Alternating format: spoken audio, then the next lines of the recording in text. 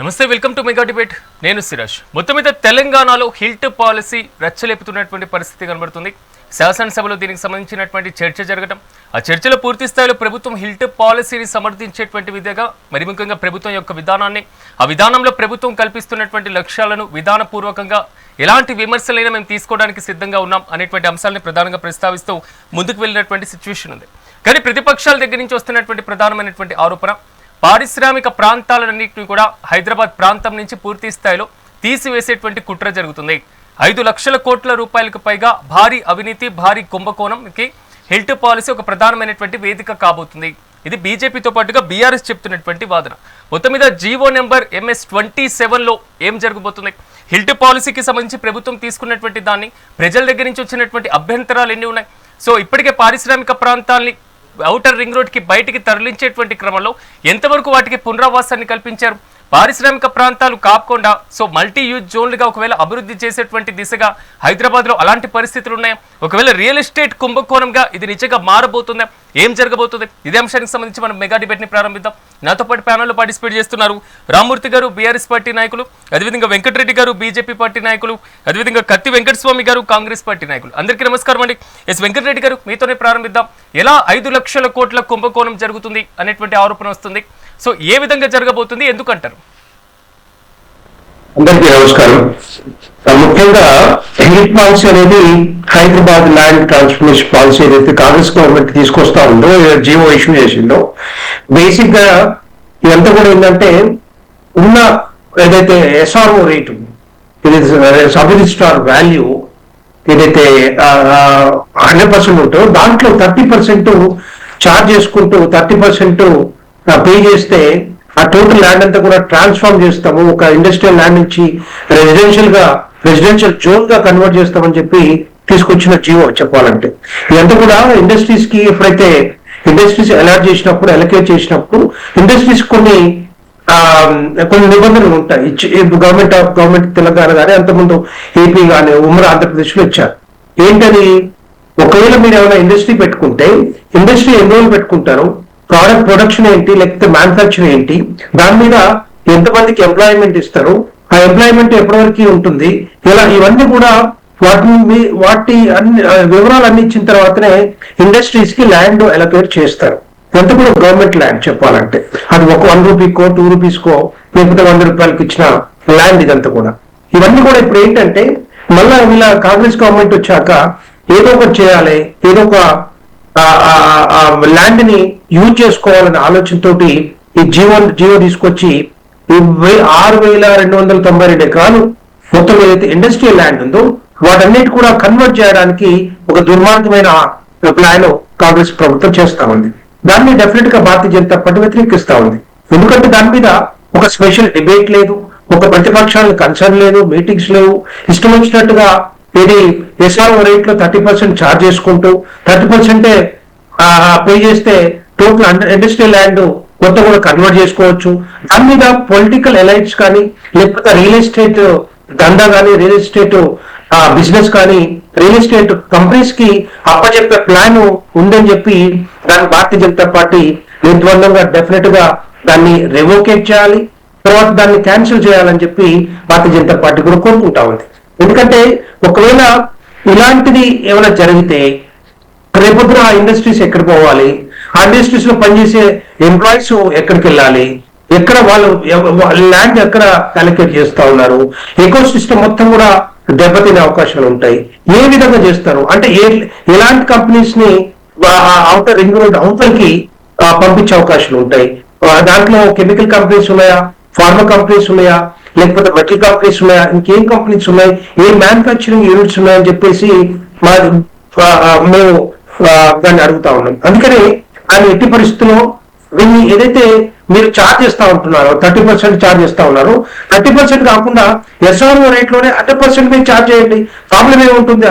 SRO rate ఎంత ఉంటుంది అక్కడ మాక్సిమం అంటే ఒక 12,000 నుంచి మాక్సిమం 30,000 రూపీస్ వరకే పర్ స్క్వేర్ యార్డ్ ఉంటుంది. అంతేగాని దాన్ని 30,000 రూపాయల మళ్ళీ 30% అంటే 9,000 రూపాయలకి గజానికి మీరు లెక్క కట్టి దాన్ని ట్రాన్స్ఫార్మ్ చేస్తామంటే డెఫినెట్ గా ప్రభుత్వ భూముల్ని కొత్తగా రియల్ ఎస్టేట్ సంస్థలకు కానీ పొలిటికల్ ఎలైట్స్ కానీ ఇచ్చే అవకాశం ఉంది కనుక దాన్ని ఎట్టి పరిస్థితుల్లో రివోకేట్ చేయాలి, దాన్ని క్యాన్సిల్ చేయాలని చెప్పి హెల్త్ పాలసీ మీద మేము అడుగుతా ఉన్నాం. సో దాన్ని మరి ప్రభుత్వం ఏ విధంగా తీసుకుపోతుంది? బీజేపీకి బీఆర్ఎస్ కి హిల్ట్ పాలసీ అర్థం కాలేదు, బేసిక్ ఇన్ఫర్మేషన్ లేదు, మేము ప్రధానంగా అభివృద్ధి కాలుష్య నివారణ ఈ రెండు సిద్ధాంతాల ప్రకారం మాత్రమే హిల్ట్ పాలసీని అమలు చేయబోతున్నాం, ఇది ప్రభుత్వం యొక్క వాదన. సో బీజేపీకి బీఆర్ఎస్ కి బేసిక్ ఇన్ఫర్మేషన్ లేదా? బేసిక్ ఇన్ఫర్మేషన్ వాళ్ళకి లేదు. వాళ్ళ గైడ్ లైన్స్ లో ఏం రూపొందించారో, గైడ్ లైన్స్ లో ఏం పెట్టారు, హిందూ పాలసీ ఏ విధంగా అమలు చేస్తారు, ఏ విధంగా ఇండస్ట్రీస్ ని ఎక్కడ తరలిస్తారు, వాళ్ళకి ఎక్కడ అలాట్ చేస్తున్నారు ల్యాండ్స్, ఈ ఎంప్లాయ్మెంట్ అంతా ఎక్కడ పోతుంది, ఇవన్నీ కూడా కనుక్కోవాలి, ఇవన్నీ కూడా కావాలి కదా. ఆ డీటెయిల్స్ లేకుండా, వాటి మీద చర్చ లేకుండా వాళ్ళు ఇష్టం వచ్చినట్టుగా ఏ ప్రభుత్వం వస్తే ఆ ప్రభుత్వం ఒక జీవో తీసేసి గవర్నమెంట్ ల్యాండ్స్ గంపగుత్తగా అమ్మేస్తాం, లేకపోతే వేరే వాళ్ళకి అప్పచెప్తాం, తర్వాత కనీసం పేదలకి ఇల్లు కట్టించడానికి భూములు లేనప్పుడు ఇలాంటివన్నీ కూడా తీసుకొచ్చేసి ఏదో ఒక రకంగా మోసం చేయడానికి చేస్తున్న ప్రయత్నం ఇదంతా కూడా డెఫినెట్ గా దాన్ని వ్యతిరేకిస్తా ఉన్నాం. దాని మీద ఒక యాక్షన్ మాత్రం డెఫినెట్ తీసుకోవాల్సిన అవసరం ఉంటుంది. అంతకుముందు బీఆర్ఎస్ ప్రభుత్వం కూడా బీఆర్ఎస్ ప్రభుత్వం 2023లో హెల్త్ పాలసీ మీద ఇదే పాలసీ మీద ఒక జీవో తీసుకొచ్చింది.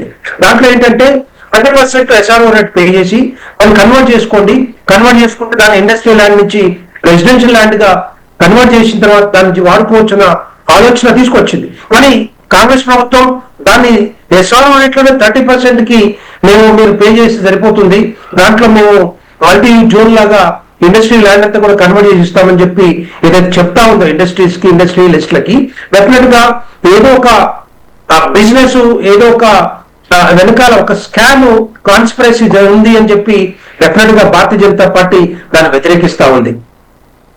రామూర్తి గారు నమస్తే అండి. రామూర్తి గారు, హిల్ట్ పాలసీ ఓవరాల్ గా ప్రభుత్వం మాత్రం అమలు చేసేటువంటి దిశగానే అడుగులు వేస్తున్నటువంటి పరిస్థితి కనబడుతుంది. బీఆర్ఎస్ స్టాండ్ ఏంటి? ఇప్పుడు ఏ అధికారం లేనప్పుడే రేవంత్ రెడ్డి అన్నదమ్ములు, అదే విధంగా రేవంత్ రెడ్డి ఏ విధంగా బ్లాక్ మెయిల్ చేసి భూముల విషయంలో ఎంతమంది లాక్కున్నారు, ఏ విధంగా ఆయన మీద కేసులు నమోదైనవి కూడా ఆయన చరిత్ర చూస్తే తెలుస్తుంది. వాస్తవం ఏంటంటే ఆయన ఏదైతే ఎలక్షన్స్ సంబంధించి అఫిడవిట్ ఉందో తెలిసిపోతుంది.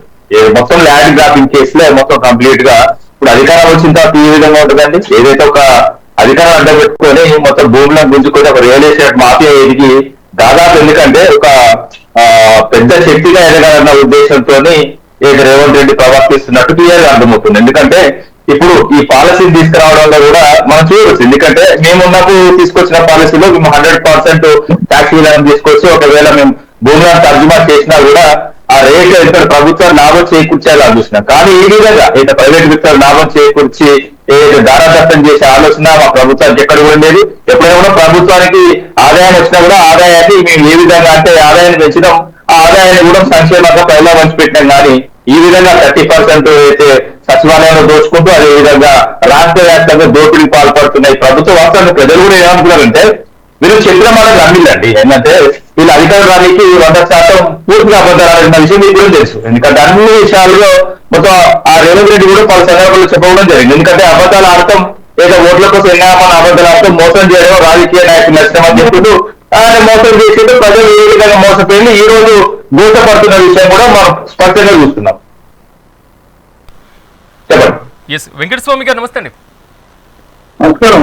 వెంకటస్వామి గారు, ప్రతిపక్షాలు అయితే తీవ్రంగా ఆరోపణలు చేస్తున్నాయి, దీన్ని వ్యతిరేకిస్తున్నటువంటి పరిస్థితి కనబడుతుంది. సో ప్రజల దగ్గర నుంచి వచ్చినటువంటి అర్జీలన్నీ, దానిలో ఎంతవరకు సమస్యల పరిష్కారం దిశగా అడుగులు వేస్తున్నారు, పరిశ్రమల దగ్గర నుంచి వచ్చినటువంటి అభ్యంతరాలు ఏంటి, దాని మీద ఎలాంటి నిర్ణయం తీసుకున్నారు, ఇలాంటివి ఏమీ లేకుండా ఎలా అమలు చేస్తారనేది ప్రతిపక్షాల ఆవేదన. ఎలా అమలు చేస్తారు అవన్నీ మీరు పరిష్కరించిన తర్వాతనే అమలు చేయాలి. ఎవరైనా మేము అధికారంలో ఉన్నా వాళ్ళ అధికారం ఉన్నా ప్రభుత్వానికి ప్రజాపక్షం నుంచి కానీ, ప్రతిపక్షం నుంచి కానీ, ప్రజా సంఘాల నుంచి కానీ, ఇండస్ట్రీ నుంచి కానీ, ఆ లోకల్ పీపుల్ నుంచి కానీ వచ్చినటువంటి అభ్యంతరాలను, వచ్చినటువంటి అర్జీలను పరిశీలించి వాటికి సొల్యూషన్ చూపించి సముచితమైన న్యాయస్థానం నుంచి కూడా కావచ్చు, న్యాయస్థానాలు కూడా అది చేసిన తర్వాతనే ఆమోద్యం మేరకే ముందుకెళ్ళాలి తప్ప ప్రజల అభిప్రాయానికి వ్యతిరేకంగా ఏ ప్రభుత్వం పోవడానికి వీల్లేదు. ఆ ప్రభుత్వంలో పోదు, దాంట్లో డౌట్ లేదు. ఏదైతే మేము నిధులు తీసుకొచ్చినా దాంట్లో కొంత మా పార్టీకి సంబంధించి మేము కూడా కొన్ని అభ్యంతరాలు వ్యక్తం చేసినాం. ఏంటంటే పర్టికులర్ గా ఈ భూములన్నింటినీ కూడా ఏదైతే పొల్యూషన్ ఉన్నాయో, పొల్యూషన్ క్రియేట్ చేస్తున్నటువంటి ఏదైతే పరిశ్రమలు ఉన్నాయో వాటిని ఇక్కడి నుంచి తరలించడానికి ప్రతిపక్షాలకు కానీ మాకు కానీ ఎవరికి అభ్యంతరం ఉండదు. సో పొల్యూషన్ లేనటువంటి వాటిని కూడా మనం తెగనం వేసేస్తే ప్రభుత్వానికి లాంగ్ విజన్ ఉండాలి, ఏ ప్రభుత్వానికైనా. సో ప్రభుత్వం యొక్క భవిష్యత్తు కార్యాచరణ కోసము హైదరాబాద్ నగరం లోపల అంటే ఈ ఆర్ఆర్ఆర్ ఈ పరిధి లోపల కూడా అవసరమే కదా. సో ఆ అవసరాన్ని మా ప్రభుత్వం కూడా గుర్తుపెట్టుకుంటుంది. మా ప్రభుత్వంలో కూడా అంటున్నారు ఈ సమస్యను సామాజిక కోణంలో ఆలోచించడంలో మేము వెనుకబడి ఏం లేము. మొత్తం దేశంలో మొత్తము భూములను మైన్లను ప్రైవేట్ పరం చేస్తున్నటువంటి భారతీయ జనతా పార్టీ వాళ్ళు వచ్చి నీతులు పట్టు మాట్లాడుతున్నది ఇక్కడ. లేకపోతే టీఆర్ఎస్ ఇంతకు ముందు తెగనన్ని అన్ని చేసి మళ్ళీ ఇప్పుడు వచ్చి ఏదో మేము ప్రభుత్వాన్ని కాపాడాలని వాళ్ళు మాట్లాడుతున్నారు. లేదంటే దయాలు వేదాలు వేధించినట్టుగా వాళ్ళు వర్ణిస్తున్నప్పటికీ మేము మా పార్టీ పరంగా నేను ఒక అధికార ప్రతినిధిగా, ఒక జనరల్ సెక్రటరీగా, ఆల్ ఇండియా సెక్రటరీగా నేను మాటలు చెప్తున్నా. అంటే మా ప్రభుత్వానికి సంబంధించినది ఇది ఒక పాలసీ. ఈ పాలసీని ముందుకు తీసుకొచ్చినాం. మా దాంట్లో కూడా ఇంతకుముందు కూడా ప్రజలకు సంబంధించినటువంటి ఆమోదం లేనటువంటి వాటిలో స్వయంగా నటరాజన్ గారు ఇన్వాల్వ్ అయ్యి ఏదైతే హైదరాబాద్ యూనివర్సిటీ భూములకు సంబంధించినటువంటి సమస్యను మేము పరిష్కరించినాం. ప్రభుత్వానికి ఒక ఆలోచన, ప్రభుత్వం ఉన్నటువంటి ఒకరిద్దరు ప్రజలకు ఉన్న ఆలోచనకు విరుద్ధంగానే కాదు, అట్లా కాదు అనేటువంటిదాన్ని మొప్పించి దాన్ని సభ్య దిశలో నడిపించినటువంటి ఘనత గతంలో ఉన్నది మీ అందరికీ గుర్తున్నది. కాబట్టి మీనాక్షి నటరాజన్ గారు ఒక పార్టీ గాంధీ వాదిగా వారి యొక్క నిజాయితీ ఎవరి కోసం దేనికి లేదు. మహేష్ అన్న మొదటి నుంచి స్టూడెంట్ పాలిటిక్స్ నుంచి వచ్చినటువంటి మహేష్ కుమార్ గౌడ్ గారు కానీ మాలాంటి వాళ్ళకి కానీ ఈ ప్రభుత్వ భూములను అప్పనంగా ఎవరికో ఒప్పచెప్పితే ఊరుకునే పరిస్థితి ప్రతిపక్షాలు దాకా అక్కర్లేదు, ప్రభుత్వంలో మేము కూడా ఊరుకునే అవకాశం లేదు. దాన్ని ఒక సవ్య దిశలోనే నడిపిస్తాం. ఏదైతే ప్రభుత్వానికి అంటే ప్రజలకు కంటగింపుగా ఉన్నటువంటి పొల్యూటెడ్ ఏరియాస్ ఉన్నాయో వాటిని తరలించి ఆ తరలించిన స్థలాల్లో కూడా ఏం చేయాలా అనేది అంటే సమాజానికి ఉపయోగపడే విషయంగా, తర్వాత ప్రభుత్వానికి ఉపయోగపడే విధంగా. ఇప్పుడు నాన్ పొల్యూటెడ్ ఇండస్ట్రీస్ కూడా ఉంటాయి కదా, పొల్యూషన్ లేని ఇండస్ట్రీస్ అక్కడ పెట్టచ్చు. లేకపోతే ప్రభుత్వానికి సంబంధించినటువంటి ఇతర చాలా అవసరాలు ఉన్నాయి. ప్రభుత్వాలకు భవిష్యత్తులో కూడా ఇంకా ఎక్స్పాన్షన్ కు ప్రభుత్వం యొక్క ఆఫీసులకు కావచ్చు, ప్రభుత్వం యొక్క ఇన్ఫ్రాస్ట్రక్చర్ కావచ్చు అవసరాలు ఉంటాయి. కాబట్టి ఈ బాంబులన్నింటిని కూడా ప్రైవేట్ వాళ్ళకు అప్పచెప్తే మనం రేపు ఏదైనా మనం అవసరం వచ్చినప్పుడు ప్రైవేట్ వాళ్ళు, నేను అంబర్పేటలో ఉంటాను సార్, అంబర్పేట బ్రిడ్జికి సంబంధించి కిషన్ రెడ్డి గారు టేకప్ చేసినటువంటి అది సెంట్రల్ నుంచి ఆయన కొంత ఫండ్స్ తీసుకొచ్చింది. సో ఆయన మీనైనా ఎవరైనా కూడా అంబర్పేట బ్రిడ్జికి సంబంధించినటువంటి ఒక వేలు తీయడానికి అక్కడ ఉన్నటువంటి ఒక చిన్న దర్గా పేరుతోటి అది యాక్చువల్లీ అంత 2 సార్లు వాళ్ళు మా ప్రభుత్వం ఉన్నప్పుడు గతంలో తెలుగుదేశం ప్రభుత్వం 2 సార్లు వాళ్ళు ఆ భూమికి సంబంధించిన వ్యక్తి డబ్బులు తీసుకున్నాడు. అంటే అది ప్రైవేటు భూమిగానే తీసుకున్నారు. దాని తర్వాత దాన్ని మతపరమైనటువంటి అర్జీ చేసి దాన్ని ఆపి మీరు ఇప్పుడు అమర్పేట బ్రిడ్జి కింద అది ఒక పెద్ద అంటే మిగతా అన్ని క్లియర్ అయితే అది మాత్రం ఒక ఆటంకంగా అట్లాగే ఇటు గోల్లాక పోతుంటే అక్కడ ఒక చిన్న అది ఉన్నదని చెప్పి నిన్న మొన్నటి వరకు ఒక 2-3 రోజుల క్రితం అంటే 2-3 వారాల క్రితం అది వారం కూడా కాలేదు 10 రోజుల క్రితం అది ఎంతో డబ్బు వాళ్ళ డిమాండ్ 3-4 కోర్స్ వరకు. హిల్ట్ పాలసీ మీద అపోజిషన్స్ లేవనెత్తుతున్నటువంటి ప్రధాన అభ్యంతరం 1 ఉద్యోగులకి భద్రత ఏ విధంగా కల్పిస్తారు, 2 పరిశ్రమలకు సంబంధించినటువంటి పునరావాస ప్రక్రియలో ఎంతవరకు పారదర్శకత ఉంటుంది, 5 లక్షల కోట్ల కుంభకోణానికి రియల్ ఎస్టేట్ వ్యాపారానికి మాత్రమే ఈ పాలసీ ఉపయోగకరంగా ఉంటుంది అనేది మాత్రం వారి వాదన. దాని మీద ఏమంటారు? ఇప్పుడు ప్రతిపక్షాలు అంటే నిబద్ధతోటి ప్రజలకు ఉపయోగపడేటువంటి రీతిలో అభ్యంతరాలను లేవనెత్తితే ఎవరికి అభ్యంతరం ఉండదు. అదే పనిగా ఆరోపణలే ఆధారంగా వ్యక్తిగతమైనటువంటి భూషణాలే ఆధారంగా అంటే ఆరోపణలు చేస్తే అది వాళ్ళ విజ్ఞతగా వదిలిపెట్టేస్తాం. నేనే స్వయంగా ప్రభుత్వం నుండి చెప్తున్నా కదా, నేను ప్రభుత్వంలో ఉన్నవాడినే కదా, ఈ ప్రభుత్వాన్ని తెచ్చిన వాళ్ళలో ఉన్నాం కదా మేము. ఇప్పుడు నడిపిస్తున్న వాళ్ళలో ప్రత్యక్షంగా లేకుండా పరోక్షంగా మా పార్టీ ఉంది కదా, మేము పార్టీ కరే చెప్తున్నాం. ప్రభుత్వానికి సంబంధించిన భూములను ఎవరికి తెగననే ఉద్దేశం మాకు లేదు. అట్లాంటిది ఒకవేళ మా ప్రభుత్వం ఒకరిద్దరు ఎవరైనా ఆలోచన చేసినా దాన్ని ఒక సమిష్టి నిర్ణయం మిగతా లాగా కేసీఆర్ లాగా ఒక నిర్ణయం తీసుకొని ఎవరికో అప్పచెప్పడము, లేకపోతే ఒక వ్యక్తి నిర్ణయమో, లేకపోతే మోడీ గారు అదానీ గారికి అంబానీ గారికి అప్పచెప్పినట్టుగా అప్పచెప్పడము ఉండదు మన పార్టీలో. డెఫినెట్ గా థింక్ ఏమైనా ప్రాపర్ వే. డెఫినెట్లీ ప్రతిపక్షాలు లేవనెత్తేటువంటి సమంజసమైనటువంటి వాదన ఏదైతుందో దాన్ని పరిగణలోకి తప్పనిసరిగా తీసుకోవాలని నేను కూడా అంటున్నా. ప్రతిపక్షమే లేదా వెంకటేశ్వర ఒక్క నిమిషం. ఎస్ రామ్మూర్తి గారు, అభ్యంతరం ఏంటి? ప్రభుత్వం దగ్గర నుంచి పూర్తి స్థాయిలో ఉంది, మేము పారదర్శకంగా అమలు చేయడానికి సిద్ధంగా ఉందాం అనేటువంటి బలమైనటువంటి విషయాన్ని వారు చెప్తున్నారు. ఎట్ ద సేమ్ టైం అన్నిటికీ భద్రతను కల్పిస్తామనేటువంటి విషయాన్ని కూడా ప్రస్తావిస్తున్నారు. పారదర్శకత ఎక్కడండి? వాస్తవంగా చెప్పాలంటే హిల్ట్ పాలసీ తీసుకొచ్చిన తర్వాత ప్రభుత్వం కూడా హిల్ట్ పాలసీ తీసుకొచ్చింది కూడా బహిరంగంగా బయట పెట్టలేదు. మేము ఏదైతే మేము మొదలు మొత్తుకున్న తర్వాతనే బయటకు వచ్చింది. ఇంకోటి ఏంటంటే ఇప్పుడు ఆ ఉద్యోగాలు తరలించే విషయంలో కానీ క్లారిటీ లేదు. అదే విధంగా ఆ భూముల విషయంలో కూడా ఏ విధంగా 5 లక్షల కోట్ల స్కామ్ నడుస్తున్నాయన్నది కూడా మేము ప్రభుత్వం ఏ విధంగా చేస్తున్నాయని గౌరవ కేటీఆర్ గారు మొత్తం బయట పెట్టిన తర్వాతనే కదా ఇప్పుడు లబోదిబో కొట్టుకున్నారు. అదే విధంగా ఇప్పుడు మేము ఉన్నప్పుడు అయితే 100 to 200% SRO రేట్ ఉండే. మరి ఇప్పుడు ఏదో వాస్తవం ఉద్దేశపూర్వకంగానే కొంతమంది కట్టబెట్టడానికి 30% పడగొట్టాలి అన్న విషయం కూడా క్లియర్ అర్థమవుతుంది. ఎందుకంటే 30% ఇస్తే మీది ల్యాండ్ మొత్తం క్లియర్ అయింది అంటే ఏంటండి పరిస్థితి? ఎంత ఘోరం! ఎందుకంటే దోషి వాస్తవంగా ఏ వాస్తవంగా చెప్పాలంటే వీళ్ళు దోషి దొంగలు పెడుతున్నారు. ఇంకోటి ఏంటంటే దొంగలు వీళ్ళే వాళ్ళ కొరటోళ్ళు వీళ్ళే. ఇంకోటి ఏంటంటే ప్రభుత్వం వచ్చిన తర్వాత కూడా చూసుకోండి మీరు, ఏదైతే ఏ ప్రాసెస్ నడిచేది మొత్తం ఏ విధంగా అంటే ప్రైవేట్ వ్యక్తుల చేతిలో కట్టబెట్టి చేతులు మార్చే ఉపాయం. ఎందుకంటే ఆర్టీసీ విషయంలో కూడా అదే విధంగా ఏదైతే ఒలెక్ట్రా అదే విధంగా జైమారుతి 2 కంపెనీలు తీసుకొచ్చి మొత్తం డిపోకి 120 నుంచి 130 బస్సులు వాళ్ళే ఉంటాయి.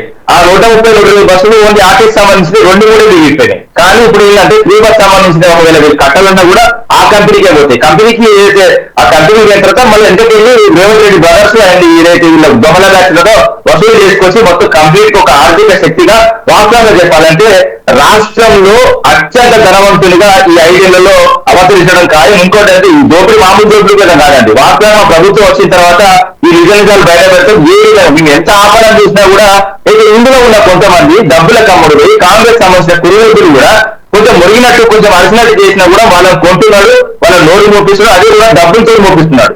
సో ఎందుకంటే ఒకప్పుడు టీజీఆర్ లాంటి నాయకులు వాస్తవంగా ఈ పార్టీ కరదండి కాంగ్రెస్ పార్టీకి. టీజీఆర్ బతుకుంటే వాస్తవంగా చెప్పాలంటే ఏదైతే రేవంత్ రెడ్డి అయినా అసలు ముఖ్యమంత్రి కాకపోతే ఒక ముఖ్యమంత్రి అయినా కూడా మనల్ని కొనసాగించదు. ఏ విధంగా అంటే ఏ రోజు ఆ రోజు ఖండించు. ఎందుకంటే ధైర్యం లేదు. ముఖ్యంగా ఏదైతే రేవంత్ రెడ్డి భయభ్రాంతులకు రౌడీ గానికి గుండాయి గానికి అదే విధంగా ఆర్థిక శక్తికి ఎదగడానికి ఉపయోగపడతారు తప్ప అంతే తప్ప వాస్తవాలు ఇప్పటికైనా కొంతమంది కాంగ్రెస్ నేతలు చెప్తున్నారు. ఎందుకంటే ప్రజెంట్ ఎమ్మెల్యేలు కానీ మంత్రులు కానీ కేసీఆర్ పూర్తిగా ముందున్నారు తప్ప ఏదైతే వాస్తవంగా చెప్పాలంటే ఒక అవసరం కానీ తెలంగాణ తొలి వ్యక్తుల్లాగా మీరు ప్రవర్తించకండి. ఏదైనా దోపిడీ అంటే దోపిడీ చేస్తున్నారు రేవంత్ రెడ్డి అనేది వాస్తవం. ఇంకోటి రైతు బంధు పైసలు కూడా మొట్టమొదటిసారి కూడా ఏ విధంగా తీసుకున్నారు, ఎవరెవరు తీసుకున్నారు, కోమటిరెడ్డి బ్రదర్స్ అదే విధంగా ఖమ్మం సంబంధించిన పొంగులేటి కంప్లీట్ గా అమౌంట్ వాళ్ళ కంపెనీ తర్జుమనే చేసింది. బాధాపుగా 2 సార్లు రైతు బంధు ఎదుగుతుంది. అదే విధంగా ఒక మంత్రి డైరెక్ట్ గా ఏదైతే సచివాలయం కలిసిన అసెంబ్లీలో కలిసిన వాళ్ళకి సంబంధించిన ఎమ్మెల్యే 30% గారు వస్తారని క్లియర్ గా కూడా జరుగుతుంది.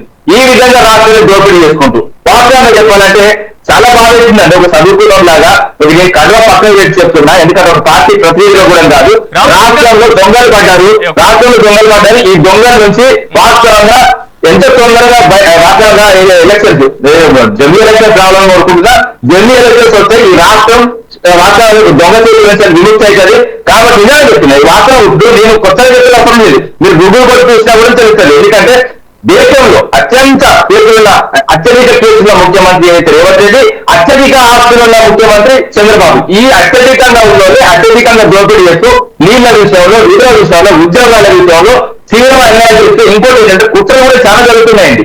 ఎందుకంటే ఇప్పుడు హైదరాబాద్ అస్తిత్వం మీద తెలంగాణ అస్తిత్వం మీద కూడా దెబ్బ కొట్టడం చూస్తుంది. ఎందుకంటే తెలంగాణ సెంటిమెంట్ తీసుకొస్తున్నారు. తెలంగాణ సెంటిమెంట్ ఎందుకు తెలంగాణ సెంటిమెంట్ ఏ పార్టీకైనా ఏ ప్రాంతానికైనా ప్రాంతీయ భావం లేకపోతే మరణం ఉండదు. ఎందుకంటే గుజరాత్ పిల్లగా తెలంగాణ పిల్లగా ఆంధ్ర ఫీలింగ్ కాంగ్రెస్ ఉండాలి, లేకపోతే జై మహారాష్ట్ర ఎందుకంటే వాళ్ళు మహారాష్ట్రలో ఎందుకంటే ఖచ్చితంగా ప్రాంతీయ భావం లేకపోతే ఏ పార్టీ కూడా చూస్తే ఇంకోటి ఏంటంటే ఏ ప్రాంతంలో పోటీ చేసినప్పుడు ఆ ప్రాంతీయ భావాలు అవసరం, ఓట్లప్పుడు మాత్రం అవసరం జై తెలంగాణ అంటారు, దాని తర్వాత నై తెలంగాణ అంతే తప్ప ఓట్ల కోసం సీట్ల కోసం ఈ ప్రభుత్వాలు చేస్తున్న ఆగడాలను ప్రజలు గుర్తిస్తున్నారు. ఇంకోటి ఏంటంటే ఏదైతే 6 గ్యారెంటీలు చెప్పారు ప్రభుత్వం వచ్చిన తర్వాత 6 గ్యారెంటీలు పక్కన పెట్టి 5 రమ్ములు దోపిడీ నడుస్తున్నారు తప్ప ఈ కాంగ్రెస్ సంబంధించిన వాళ్ళు వాస్తవ ప్రేక్షక పాత్ర మాత్రమే వహిస్తున్నారు. అదేవిధంగా వాస్తవంగా కాంగ్రెస్ పురుగుతులు కానీ కాంగ్రెస్ కోసం కష్టపడ్డలు కానీ కళ్ళకు కనబడకుండా చేస్తున్నారని నాకు కూడా తెలుసు.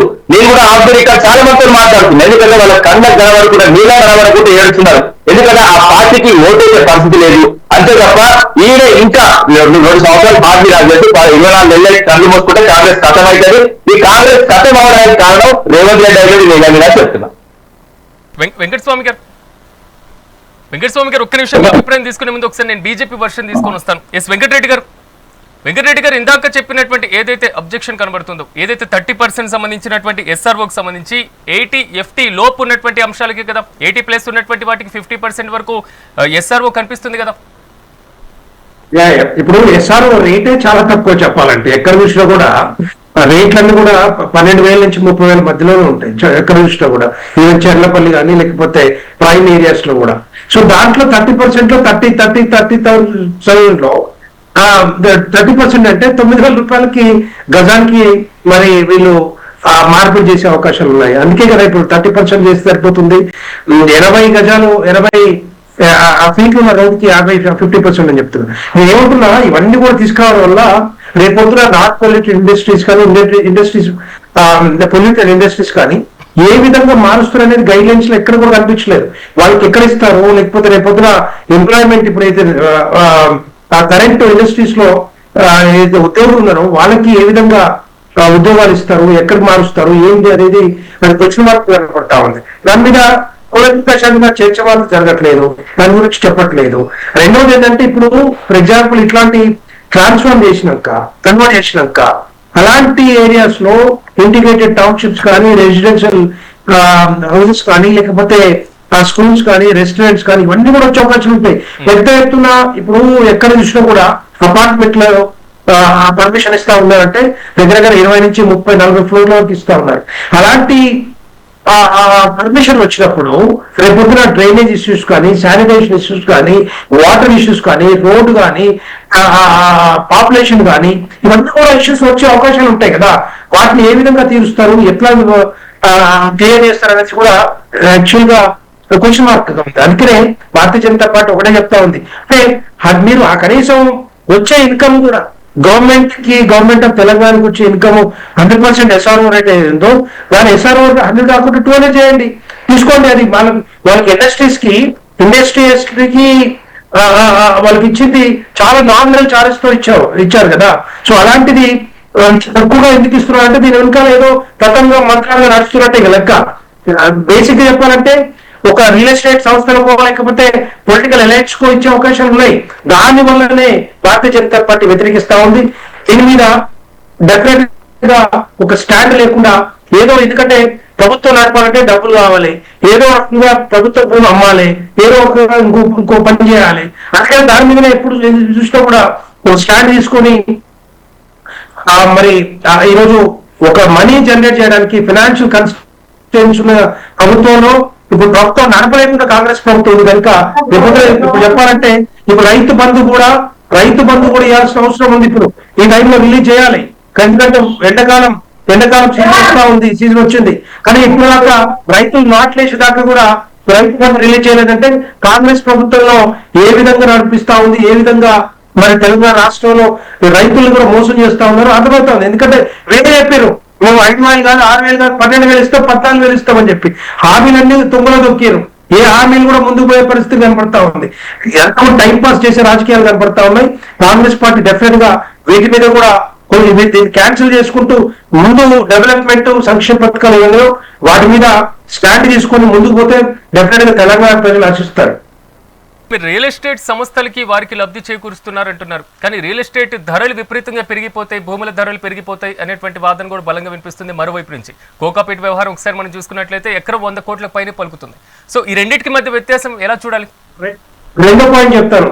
ఇటువంటి జియో వచ్చిన తర్వాత, జియో నెంబర్ 27 వచ్చిన తర్వాత ఇండస్ట్రియలిస్టులు ఎవ్వరు కూడా ఇప్పటివరకు మాకు ట్రాన్స్ఫార్మ్ చేయండి అని ఎవ్వరు కూడా అప్లై చేసుకోలేదు.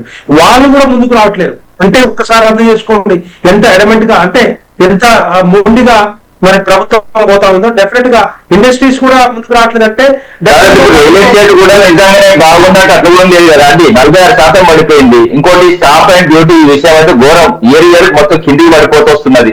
దాదాపు 10-20% అది పడిపోయింది.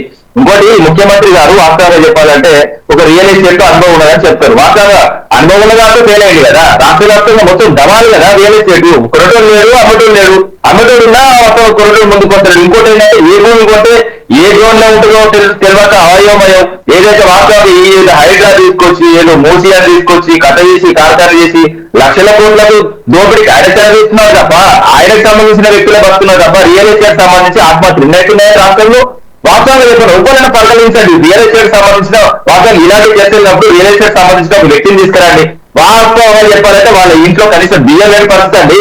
వాస్తవం ఘోరమైన పరిస్థితులు ఏర్పడుతుంది రాష్ట్రంలో. ఇంకోటి ఈ దాదాపు 2 సంవత్సరాలు ఈ విధంగా కొనసాగితే మాత్రం వాస్తవంగా రియల్ ఎస్టేట్ వాళ్ళు వాస్తవంగా వాళ్ళ కుటుంబాలు కానీ వాళ్ళు కానీ ఆగమవుతారండి. ఎందుకంటే ఇప్పటికైనా ప్రభుత్వం సోయి చేసుకొని అసెంబ్లీలో రియల్ ఎస్టేట్ మీద కొత్త చర్చ తీసుకొచ్చి ఆ చర్చలో వాస్తవం ఏ విధంగా చేయాలి, ఏ విధంగా రాష్ట్రాన్ని ఆదుకోవాలి, ఏ విధంగా వాస్తవంగా రియల్ ఎస్టేట్ పడిపోయిన రియల్ ఎస్టేట్ పెన్షన్ ఇవి లేదు. రైతులు చచ్చిపోతున్నవి, అది రైతుల ఆత్మహత్యలు తగ్గారంటే అది తగ్గలేదు. విద్యార్థుల అన్నంలో విషయం పెట్టి వస్తున్నారు, అది ఆ విషయంలో చర్చ జరగదు. అదే విధంగా ఈ వాస్తవం చెప్తున్నాయి. ఎందుకంటే ఇప్పుడు విద్యార్థులు చనిపోయినా, ఆటో డ్రైవర్లు చనిపోయినా, రైతులు చనిపోయినా వీటి మీద చర్చ ఉండదు. ఆఖరికి ఏరియా మీద కూడా చర్చ ఉండదు. ఏదైనా చర్చ పెడితే మొత్తం కంప్లీట్ గా తంతా రుతా పేరు మెడల్ వేసుకుంటా వేసుకోమని పేరు మెడల్. నేను కూడా ఓసిట్ లో మంచి షాపులు ఉన్నాయి. ఆ షాపులో నేను మాట్లాడిపోతే రేవంత్ రెడ్డిని నాకు సంబంధించిన మిత్రులు చాలా మంది ఉన్నారు. ఎందుకంటే ఓల్డ్ సిటీలో మేకల మండలి ఉంటుంది. ఆ మేకల మండలి రోజు వాస్తవంగా 50,000-1,00,000 మేకలు జరుగుతాయి. ఆ లక్షలాది మేకలను మొదలు పేరు వేసుకుని తిరిగిమనండి. ఈ విధంగా ఈ దీంతో ఏమవుతుందండి? రాష్ట్రానికి కావాల్సింది పరిపాలన కానీ పగా ప్రతీకారంతో ఏమవుతుంది? అధికారం మారింది, మారిన తర్వాత మీకు అవకాశం వచ్చింది. ఒక సువర్ణ అధ్యాయం మీకు ఇంత అదృష్టం మీకు వచ్చినప్పుడు దరిద్రంగా తయారై ఇష్టం వచ్చిన భాష మాట్లాడుకుంటూ వాస్తవంగా చెప్పాలంటే మీరు ఓపెన్ గా అనొద్దు కానీ బర్రెలు కాస్త కూడా మాట్లాడాలి అలాంటి భాష. ఎందుకంటే గతంలో మీరు మాట్లాడలేదంటే ఉద్యమం లేదు, పరిపాలన లేదు. సో మా పరిపాలన ఉన్నప్పుడు కూడా కేసీఆర్ గారు పెద్ద మనిషి లాగా గదిలీయడం అదిలీయడం తప్ప అలాంటి భాష ఎక్కడ లేదు. అమ్మాని మాట్లాడతారండి. అమ్మాని మాట్లాడే ఇంకా ఏ విధంగా మీరు సపోర్ట్ చేస్తారండి కాంగ్రెస్ నాయకులు ఇప్పుడైనా కూడా? ఎందుకంటే మంచి అవకాశం వచ్చింది, అవకాశం నిలుపుకోమని చెప్తున్నారు. గౌరవ కేసీఆర్ గారు కూడా ప్రభుత్వం మారిన తర్వాత కూడా TV9 ఇచ్చినప్పుడు రేవంత్ రెడ్డి మంచి సూచన చేసిండు. నీకు మంచి చిన్న వయసులో అధికారం వచ్చింది, అధికారం వినియోగించి మంచి పరిపాలన చేయమన్నారు తప్ప. మీరు బీజేపీ అదేవిధంగా బీఆర్ఎస్ పార్టీ అబ్జెక్షన్స్ మీద ఒకసారి నేను కాంగ్రెస్ పార్టీ వర్షన్ తీసుకున్నాను. వెంకటస్వామి గారు, సో పాలసీ మీద ఇలాంటి భిన్నమైనటువంటి స్వరాలు వస్తున్నాయి. 2 అంశాలకు సంబంధించి కావాలి. ఒకటి ఏదైతే SRO పెంపుకు సంబంధించినటువంటి యోచనలో ప్రభుత్వం ఉందా, సో అలాంటి అవకాశాలు పరిశీలిస్తుందా? రెండోది మాత్రం రియల్ ఎస్టేట్ వ్యాపారానికి సంబంధించి భారీగా లబ్ధి చేకూరుతుంది కానీ ధరలు మాత్రం తక్కువగా కనబడుతున్నాయి అనేటువంటి ఆరోపణ.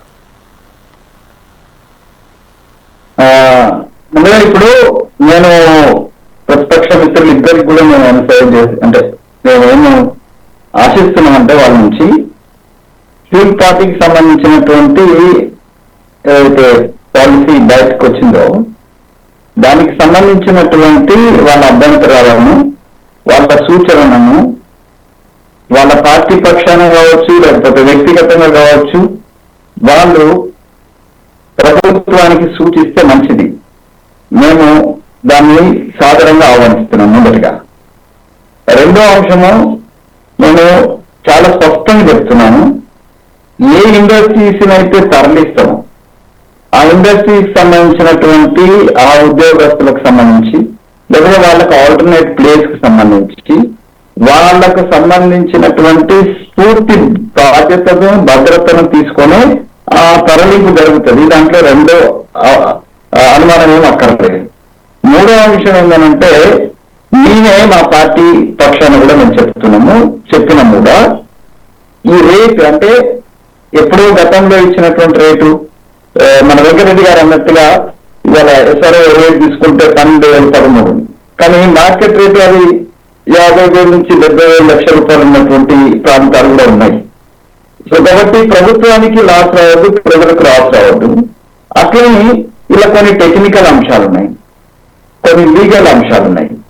వాళ్ళు అనేక సంవత్సరాలుగా ఆ ఏరియాలో వాళ్ళకు గత ప్రభుత్వాలు వాళ్ళతో ఒప్పందాలు చేసుకొని వాళ్ళకు కొన్ని సబ్సిడీస్, వాళ్ళకు కొన్ని రాయితీలు ఇచ్చినటువంటివి ఉన్నాయి. సో వాటన్నిటిని కూడా మనం పరిగణలోకి తీసుకొని అటు అక్కడున్న ఇండస్ట్రీస్ తరలిస్తున్నప్పుడు ఆ ఇండస్ట్రీస్ లో ఆధారపడి బతుకుతున్నటువంటి ఎంప్లాయీస్ అనుకోండి, లేబర్ అనుకోండి, వాళ్ళందరికీ న్యాయం జరిగేటట్టుగా ఆ ఎంప్లాయర్ ఎవరైతే ఉన్నారో, అంటే ఇండస్ట్రియలిస్ట్ ఎవరైతే ఉన్నారో వాళ్ళకి సంబంధించినటువంటి ఏ విధమైన నష్టం జరగకుండా ఆయన లాస్ అయిపోయి ఇప్పుడు రామూర్తి గారు అన్నట్టుగా రియల్ ఎస్టేట్ లో ఆత్మహత్యలు చేస్తారు. అది ఆ పరిస్థితి రావచ్చు ఎవరికి కూడా.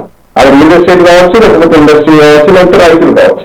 అట్లా రాకుండా సంపూర్ణమైనటువంటి జాగ్రత్తలు తీసుకోవడానికి శ్రీధర్ బాబు గారి నేతృత్వంలో పూర్తిగా ఒక కమిటీ వేసుకొని దాన్ని పూర్తిగా కూలంకషంగా చర్చిస్తున్న సందర్భంగా నేను అనేదంటే ఇటు ఇండస్ట్రీ నుంచి కానీ, లేదా ప్రతిపక్షాల ఇతరుల నుంచి కానీ, లేదా ప్రజా సంఘాల నుంచి కానీ దీనికి సంబంధించినటువంటి మంచిగా అంటే ఆమోదయోగ్యమైనటువంటి ప్రజామోదయోగ్యమైనటువంటి పాలసీగా దీన్ని మార్చడం కోసం ఏదైతే సూచనలు చేస్తున్నారో ఆ సూచనలన్నింటినీ కూడా మేము సాధారణంగా ఆహ్వానిస్తున్నాం. నేను బహిరంగంగానే ఆహ్వానిస్తున్నాం, బహిరంగంగా వాళ్ళు రమ్మనంటున్నాం. ఉట్టి ఆరోపణ చేసుకుంటూ కూర్చోరు. దాంతో నువ్వంతా నేనంతా నువ్వు వీళ్ళుగా నేను వీళ్ళుగా అనేటువంటి ఈ శుష్క వాదనలు అక్కర్లేదు. ఒక కాంక్రీట్, ఒక కన్స్ట్రక్టివ్ ప్రతిపక్షంగా వారిని ముందు రమ్మని నేను అడుగుతున్నా. వారి ముందుకు రావాలని కూడా కోరుకుంటున్నా. ఎందుకంటే అటు కేంద్ర ప్రభుత్వంలో ఉన్నటువంటి వాళ్ళు ఆరావళి పర్వతాలని అమ్ముకోవడానికి ప్రయత్నం చేసిన వాళ్ళు కూడా ఇవాళ మాకు సజెషన్ ఇస్తున్నారు. అయినా కూడా మేము సాధారణంగా ఆహ్వానిస్తున్నాం. మొత్తం రాష్ట్రంలో ఉన్నటువంటి ఎన్ని భూములు అమ్మినారు ఏమనేటువంటిది గత 10 సంవత్సరాలుగా ఎవరెవరికి అప్పనంగా కట్టబెట్టిందో అనేటువంటి చరిత్ర తీస్తే రామూర్తి అన్నకు కూడా ఆ విషయం తెలుసు. వెంకటస్వామి గారు, ఇక్కడ మరో అంశం ప్రధానంగా కనబడుతుంది. భూములకు సంబంధించి ప్రతిపక్షాల దగ్గర నుంచి వస్తున్నాయి. ప్రభుత్వ భూములు ఏదైతే ఉన్నాయో వీటిని అప్పగించడం, 2 అవినీతి. ఇదే ప్రధానమైనటువంటి సిద్ధాంతం అంటున్నారు. కానీ అసలు ఈ పాలసీ యొక్క సిద్ధాంతం ప్రభుత్వం ఏం చెప్తుంది? అయినా కూడా ప్రమోషన్ మీద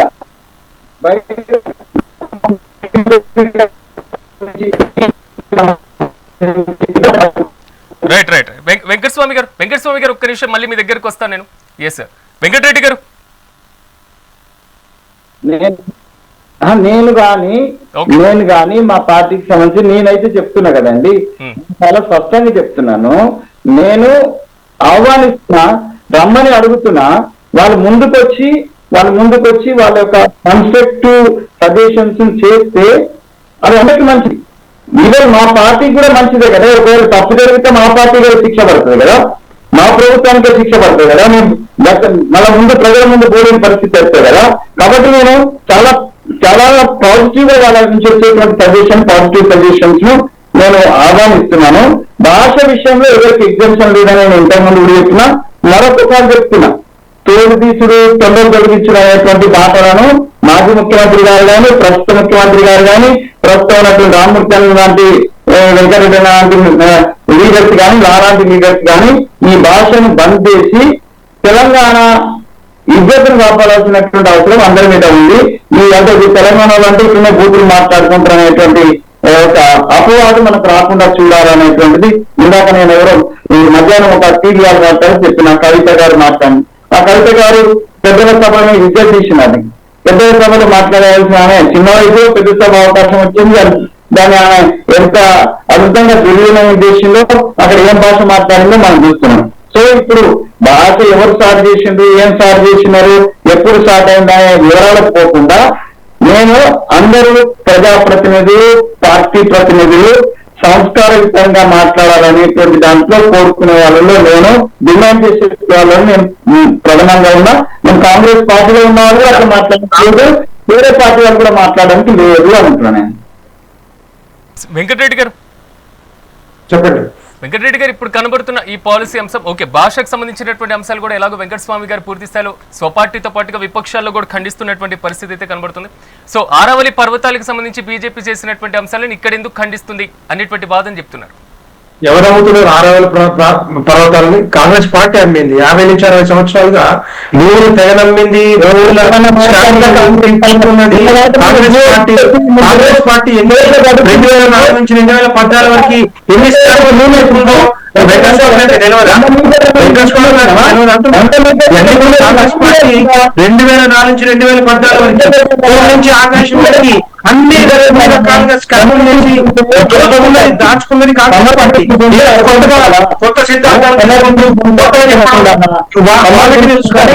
భారతీయ జనతా పార్టీ ఇక్కడ ఏది చేయదు. భారతీయ జనతా పార్టీ ఒకటి ఎక్కడైనా కూడా భారతదేశం అభివృద్ధి చెందాలి, భారతదేశ ప్రజలు అభివృద్ధి చెందాలి, ఒకటే వికసిత భారత్ లక్ష్యంగా ప్రధానమంత్రి నరేంద్ర మోడీ గారు పనిచేస్తా ఉన్నారు.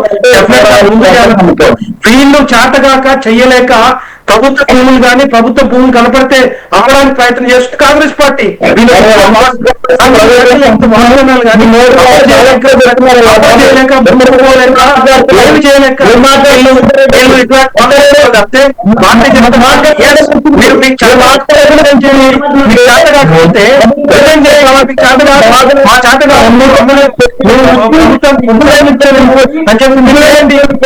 చేయలేరు. భారతీయ జనతా పార్టీ పూర్తి చేయడానికి ప్రయత్నం చేస్తే ఇది కాదు. దీని మీద మీరు ఒక నిమిషం ఉండండి.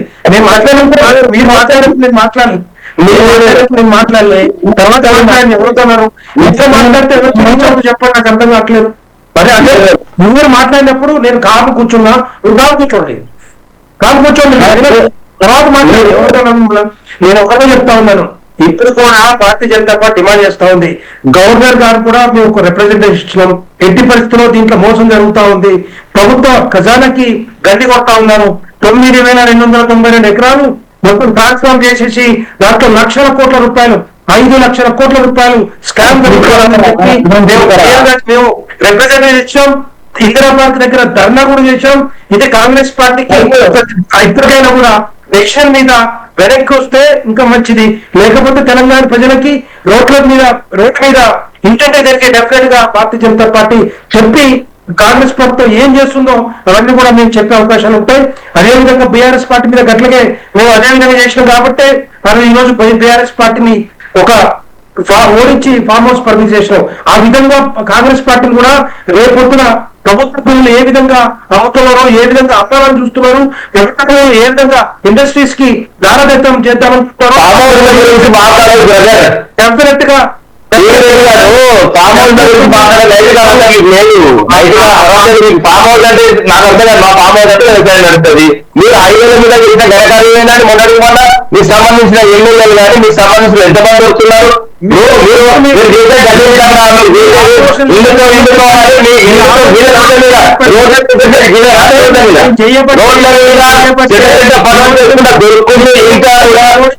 మొత్తం ధర్మాన్ని కాపాడుతున్నాం అన్నట్టు ఎన్నుకోలేదా? మీరు ఏ ముందు ముందు లెక్కలేదా? మీరు ఏం మాట్లాడలేదు? అడ్డాన్ని మీ ఎమ్మెల్యేలు చెప్తున్నా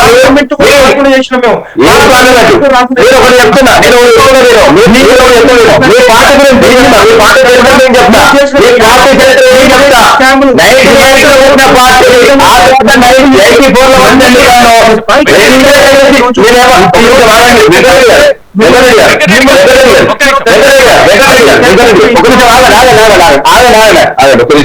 మిత్రుడు మాట్లాడుతూ మమ్మల్ని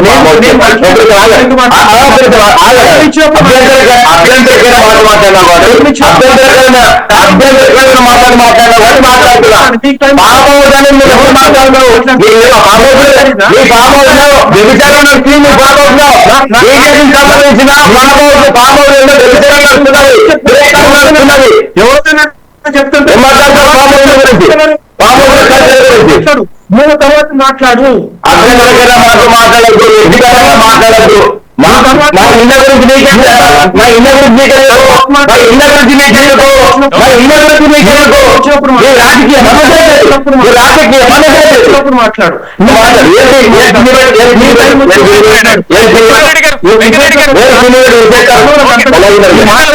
కాకపోతే నువ్వు ఓపిక పో.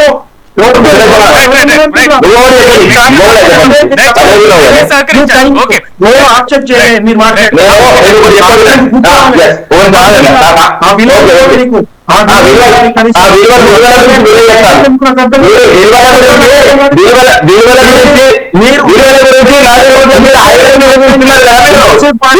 నేను మాట్లాడలేదు మాట్లాడలేదు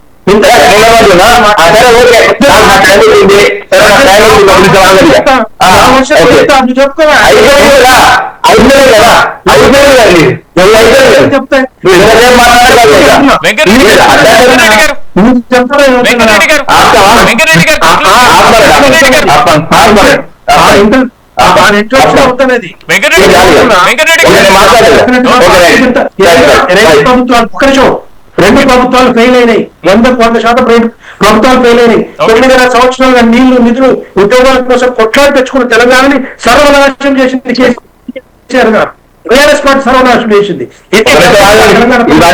కాబట్టి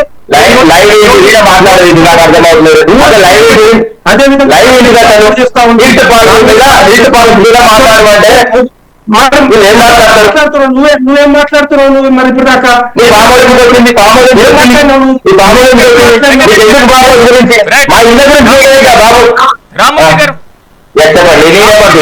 పాలసీకి సంబంధించి మాట్లాడటం ఎజెండాలో సో నేను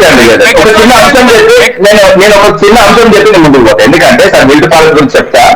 ఏంటంటే వాస్తవంగా ఇప్పటికి కూడా కాంగ్రెస్ నాయకులు కానీ బీజేపీ నాయకులు కానీ వ్యక్తిగతంగా ఇప్పుడు మాట్లాడద్దండి. ఏంటంటే మా ఇండ్లు ఉంటాయి, మా ఫామ్ హౌస్లు ఉంటాయి, మా ఫామ్ హౌస్ లో వ్యవసాయం నడుస్తుంది. సరే ఇతర నాయకుల ఫామ్ హౌస్ లో పేకాట వ్యవసాయం నడుస్తున్నది. నడి రోడ్డు మీద కూడా బీజేపీ నాయకులు అడ్డంగా దొరికి వివిధ కార్యక్రమాలతో దొరికిమని నాకు మాట్లాడింది. ఎందుకంటే నాకు కొంచెం తెలుసు కాబట్టి. ఎందుకంటే వ్యక్తిగత జీవితాలు వేరు, అదేవిధంగా రాజకీయ జీవితాలు వేరు. రాజకీయంలో మేము ఏం చేస్తాం 9.5 మాకు తెలుసు, మేము క్లారిటీతో ఉన్నాం. అదేవిధంగా మన స్థానిక ఎన్నికలు కూడా వాస్తవంగా మా భ్రమణ కమిటీలు 100% మన రిజల్ట్ వచ్చింది. ఓకే, దాని విషయం పక్కన పెడితే ఏదైతే ఇప్పుడు మాట్లాడుతూ మీతో చాలా మాట్లాడుతుంది. ఎందుకంటే కేటీఆర్ గురించి మాట్లాడే నైతిక హక్కు కానీ ఎవరికి కూడా లేదు. ఎందుకంటే ఆయన మహానేత, ఆయన తెలంగాణ తీసుకొచ్చినాడు. మాకు ఉంటది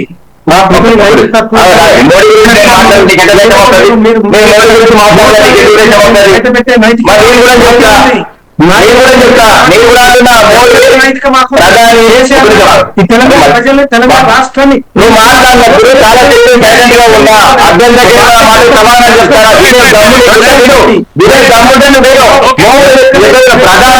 ప్రధాని అంబానీ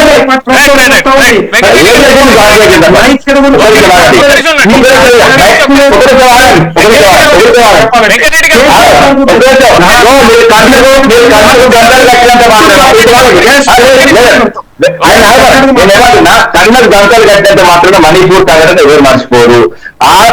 ఆడపడుతును ఆర్మీలో పనిచేసేప్పుడు ఆగండి. ఎందుకంటే ఒక ఆర్మీలో పనిచేసే ఒక భార్యను బలవంతంగా వేరు చేసి రోడ్లని చెప్పిన బీజేపీ ప్రభుత్వం ఇంత కరెక్ట్ కాక గురించి మాట్లాడుతుందని నాకు అర్థం కాదు. వీళ్ళు సత్యార్థులు కొడుకులాగా దుర్మార్గాలు చేస్తున్నారు. పెళ్లి చేసుకుంటే జంతువులు పెళ్లి చేసుకుంటే గుర్రం నుంచి కిందికి దింపి తొక్కితోటి చంపుతున్నారు. అదేవిధంగా రేపులు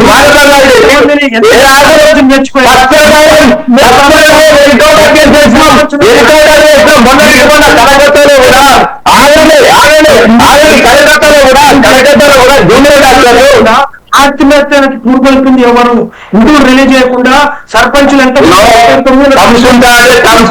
పద్ధతి మార్పు ఎప్పటికైనా కూడా చేసే కార్యక్రమాలు దుర్మార్గమైన పనులు కలకత్తాలో కూడా నువ్వు మాట్లాడడం పద్ధతి లేకుండా పోటీ కలుగుతున్నా కలకత్తాలో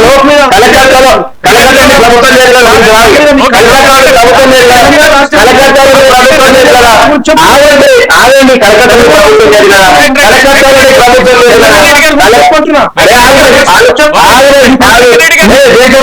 అది ఏడు రాష్ట్రాలు ఎన్ని కేంద్ర ప్రాంతాలు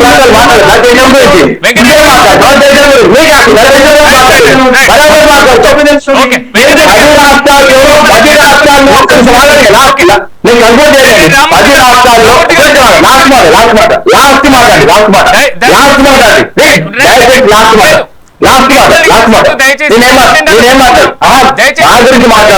రాష్ట్రాల్లో నా గురించి మాట్లాడుతున్నారు. మాకు ఒక రాష్ట్రంలో 0 వచ్చింది, 10 రాష్ట్రాల్లో దీని 0 వచ్చింది. మరి 10 రాష్ట్రాలు ఇట్లా కూర్చోబెట్టి కానీ వీళ్ళను 10 రాష్ట్రాల్లో 0 వచ్చింది. మొదలైనవి టీఆర్ఎస్ నుంచి బీఆర్ఎస్ మార్చినప్పుడే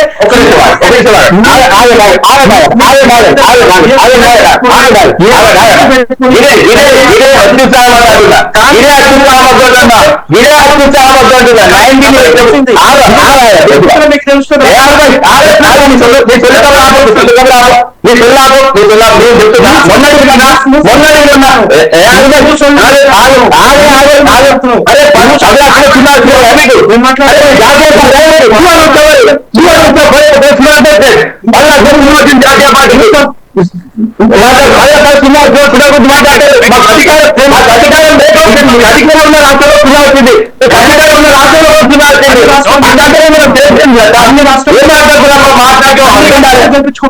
అన్ని రాష్ట్రాలు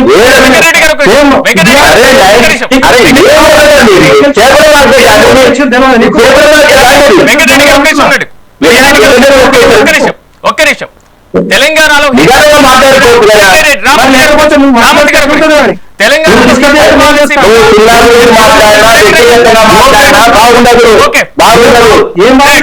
ఏం బాగుండదు. వెంకటరెడ్డి గారు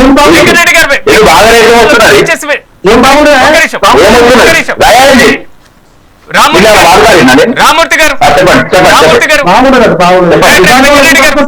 వెంకటరెడ్డి గారు దయచేసి తెలంగాణ ప్రజలు చూస్తున్నారు. హిల్ట్ పాలసీ మీద మీరు అభ్యంతరం చెప్తున్నారు, పాలసీని వెనక్కి తీసుకోవాలని ప్రభుత్వాన్ని డిమాండ్ చేస్తున్నారు. సో ప్రభుత్వం నుంచి వెంకటస్వామి గారు ప్రతినిధి మనతో పాటు ఉన్నారు. పాలసీ మీద నిలదీయండి, ప్రశ్నిద్దాం. సో దేశ రాజకీయాలు లేకపోతే పార్టీల పరమైనటువంటి అంశాలు అయితే మనకి సమయం చాలా తక్కువగా ఉంది. రామూర్తి గారు, నా ప్రశ్న ఏంటంటే ప్రతిపక్షాలు ఎలాంటి సలహా ఇచ్చినా సూచన ఇచ్చినా తీసుకోవడానికి మేము సిద్ధంగా ఉన్నాం. ఇది వెంకటస్వామి గారు చెప్తున్నటువంటి మాట. సో హిల్ట్ పాలసీ మీద చెప్పండి. బూతులు మాట్లాడి నాకు రావాలి.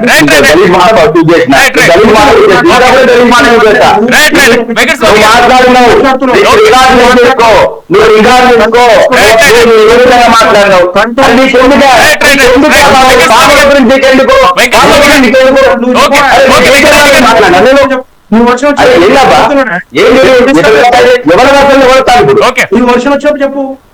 రైట్. వెంకటరెడ్డి గారు రామూర్తి గారు దయచేసి సహకరించాలి, వ్యక్తిగత దూషణలు వచ్చు. రైట్. వెంకటస్వామి గారు, ప్రభుత్వం పాలసీని వెనక్కి తీసుకోవాలి అనేది మాత్రం పార్టీల దగ్గర నుంచి వస్తున్నటువంటి డిమాండ్. అలాంటి ఆలోచన ఏమైనా చేస్తున్నారా?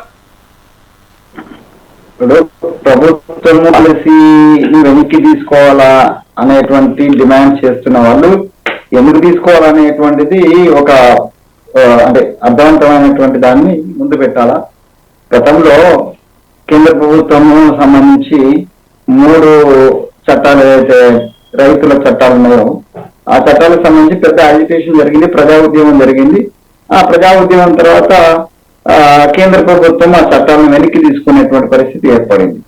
నేనేమంటున్నానంటే ఒకవేళ ఈ హిల్ట్ పార్టీలో అట్లాంటి ఒక ప్రజా ఆమోద్యం కానటువంటిది, ప్రజలకు వ్యతిరేకంగా నష్టం జరిగేదిగా, లేదంటే ప్రభుత్వ ఆస్తులకు నష్టం జరిగే విధంగా ఉన్నట్టు వాళ్ళ అభ్యంతరాలను వాళ్ళను వ్యక్తపరచమని చెప్తున్నాము. బహిరంగంగానే మేము మాట్లాడుతున్నాం. వారు కూడా బహిరంగంగానే రావాలని కోరుకుంటున్నాం. వారు ఏదైతే భారతీయ జనతా పార్టీకి సంబంధించిన వాళ్ళు గవర్నర్ గారికి ఇచ్చినామంటున్నారు. సో గవర్నర్ గారికి ఇచ్చినప్పుడు గవర్నర్ గారు కూడా వారి సజెషన్స్ ఏవైతే ఉంటాయో దానికి సంబంధించి వీళ్ళు ఇచ్చిన దాన్ని ఆధారంగా చేసుకొని ఈ హిల్ట్ పార్టీకి సంబంధించినటువంటి మేము చేసినటువంటి జీవాన్ని తీసుకొని దాన్ని కూలంకషంగా పరిశీలించి ఒక అంటే రాష్ట్ర మొదటిగా ఆయన సజెషన్స్ ఇచ్చేటువంటి సంపూర్ణమైనటువంటి అధికారం ఉన్నది. ఆ విధంగా కూడా ఆహ్వానిస్తున్నాం, వీరిని కూడా ఆహ్వానిస్తున్నాం. రెండో విషయం ఏంటంటే ప్రభుత్వ పరంగా మేము ఏదైతే చేస్తున్నామో దానికి నేనే చెప్తున్నా, మా ప్రభుత్వంలో ఉన్నటువంటి అనుభవజ్ఞులైన వాళ్ళు అమృతాన్ని అంటున్నాడు మేము ఏం మాట్లాడదాం కానీ మా పార్టీలో ఇంత అంత మాట్లాడడానికి అవకాశం ఉందన్నా మీ పార్టీలో అయితే ఆ మాత్రం అవకాశం లేదు. అది బీజేపీ కానీ బీఆర్ఎస్ కానీ ఈ మాత్రం అవకాశం కూడా ఉండదన్నా.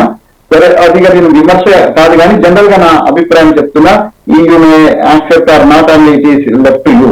సో నాకున్న అభిప్రాయంతో నేను కొంత ప్రభుత్వ ప్రజలలో ఉన్నా లేకున్నా కూడా, ప్రత్యక్షంగా ఇన్వాల్వ్మెంట్ ఉన్నా లేకున్నా కూడా పార్టీ పరంగా హితం, సమాజ హితం ఏదైతే ఉందో దాని పక్షంగా మాట్లాడేటువంటి పూర్తి స్వేచ్ఛ మాకు ఉంది. ఇందాకనే రామూర్తి గారు మా దివంగత నేత ద గ్రేట్ లీడర్ ఆఫ్ ఈ తెలంగాణ జనార్దన్ రెడ్డి గారి గురించి చెప్పినారు. జనార్దన్ రెడ్డి గారు కావచ్చు, శశిధర్ రెడ్డి గారు కావచ్చు, ఇప్పుడు బీజేపీ ఉన్న శశిధర్ రెడ్డి గారు కావచ్చు, వీళ్ళు ఇద్దరు కూడా హైదరాబాద్ వాటర్ కోసం ఎట్లా కొట్టారు, అప్పుడు ఉన్నటువంటి రాజశేఖర్ రెడ్డి గారికి వ్యతిరేకంగా ఎట్లా మాట్లాడుతుంది అనేది తెలంగాణ అంటే అది తెలంగాణ అంటే కాంగ్రెస్ పార్టీలో ఉన్నటువంటి ఒక అవకాశం అండి, స్వేచ్ఛ. ఇలా నాలాంటి వాళ్ళు కాకపోతే మనం నటరాజన్ గారు లాంటి వారు కావచ్చు, డెఫినెట్ గా ప్రభుత్వం ఒక మార్గంలో ఎక్కడన్నా తప్పు జరిగితే ఆ తప్పును సరిదిద్దడానికి మాకు అవకాశం ఉంది, మాకు ఆ స్వేచ్ఛ ఉంది. మేము కేంద్ర ప్రభుత్వంలో ప్రతిపక్షాలు ఏదైతే ఆరోపణ చేస్తున్నాయో హిల్ట్ పాలసీకి సంబంధించినటువంటి అభ్యంతరాలు చెప్తున్నాయో అభ్యంతరాలకు సంబంధించి ప్రభుత్వం కూడా పరిగణలోకి తీసుకుంటున్నా. మొత్తం మీద హిల్ట్ పాలసీకి ఏమవుతుంది, హిల్ట్ పాలసీలు ఎలాంటి నిర్ణయంతో అమలు చేయబోతున్నారు అనేది మనం కూడా వెయిట్ చేద్దాం. నాతో పాటు ప్యానెల్లో పార్టిసిపేట్ చేసినటువంటి రామూర్తి గారికి, వెంకటరెడ్డి గారికి, వెంకటస్వామి గారికి ప్రత్యేకంగా కృతజ్ఞతలు. మొత్తం మీద మాత్రం తెలంగాణలో హిల్ట్ పాలసీ హిట్ అవుతుందా లేదా ప్రతిపక్షాలు చెప్తున్నటువంటి దాంట్లో ఎంతవరకు వాస్తవం ఉంది, సో హిల్ట్ పాలసీలో ఉన్నటువంటి ప్రధాన అంశాలు ఏంటి, ప్రజలకు ఏ విధంగా ఉపయోగపడతాయి, మనం కూడా వెయిట్ చేద్దాం. ఇది వాళ్ళ మెగా డిబేట్. రేపు డిబేట్లో మళ్ళీ కలుద్దాం. చూస్తూనే ఉండండి మెగా 9 టీవీ.